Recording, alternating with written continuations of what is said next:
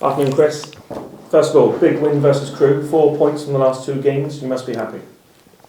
Yes, very happy with how the team performed first and foremost. They have shown that they want to defend on the front foot, and the bravery, the heart that they showed in the game paid off. I think, especially in the second half, we yes, at times we were in a mid block or in a deep block, but we always took the threat on the break. Had some very good moments, a lot of good moments to score goals, which is obviously what it comes down to. And the team looked the threat, right? But then also, what I liked a lot is that we also looked the threat on set pieces, where nowadays, a set piece that goes your way can decide over a win or a loss, or 3 points or 1 point, right? And it's been tremendous how the team has, taken the information on board, everything that we addressed, especially after the Colchester game. And we don't want to be that team that sits back. If we're in a good shape, in a good block, again, we want to be on the front foot. We want to push the opposition back, or when we win the ball, we want to break as quick as possible, and then play in the opposition's half. That's what the boys enjoy. That's what you can see now in the last 2 games, where they really improved. And it's fun watching the boys enjoying themselves on the pitch, and then also obviously then getting the success that they deserve. You said their set pieces, Courtney with the first goal. How happy are you for your striker to get on that score sheet? First of all, I'm very happy that we scored our first set piece since I came in, and I'm very happy for Courtney as well.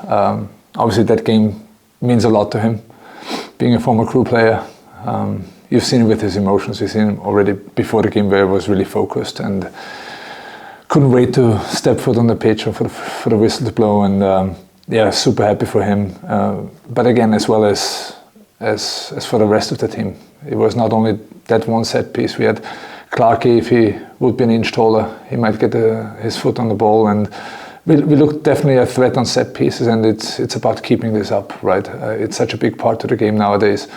We really need to be big focus on it. And again, it's a part of our daily matchday -1 routine, and the boys are really focused in those moments because they can decide over win or loss. And it was a great atmosphere. Rodney Crane was bouncing the other night. Is that the best you've seen it so far since your time here?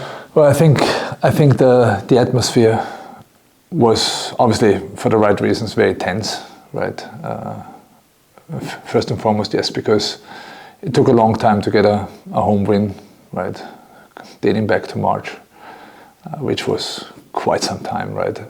But then also, I think everybody was just waiting and couldn't wait for us to have our first home win of the season as well.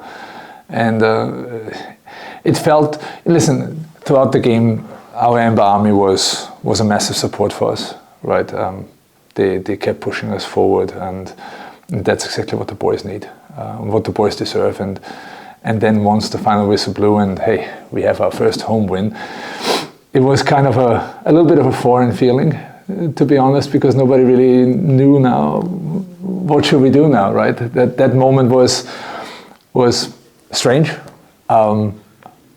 but for me it was important that after the game they would enjoy the moment as well, right? It's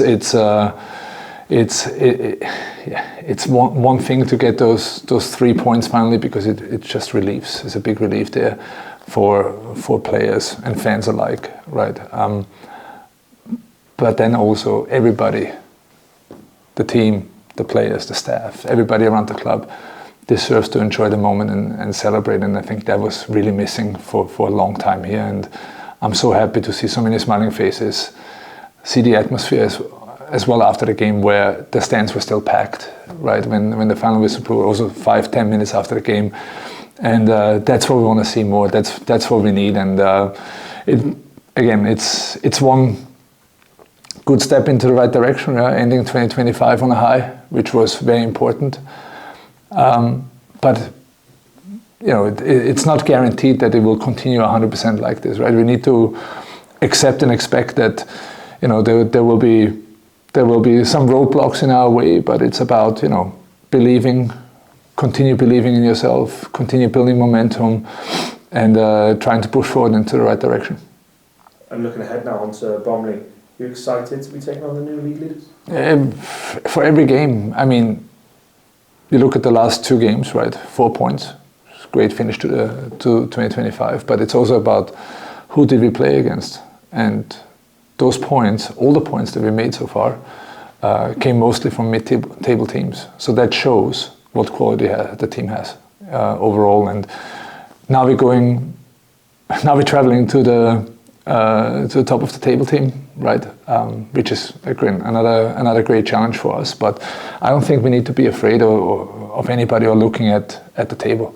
You know, we need to focus on ourselves. We need to focus on our own performance, because we can kind of predict what the opposition will do, right, by analyzing them. But then again, when it comes to the day, they might change things, right? So it's important that we stick to our game plan, that we stick to, you know, the intensity that we have shown in the last 2 games, and focus on ourselves. Because in my eyes, we can only beat ourselves, and if we put on a good performance on the day and give the traveling fans as well what they're coming for, a fight to anybody, to show the intensity, to show the intent as well, that we are not just falling back and waiting, you know, for faith to happen. No, we want to put faith in our own hands, and that means being on the front foot, being aggressive in our tackles, winning our duels, and then going forward, be brave.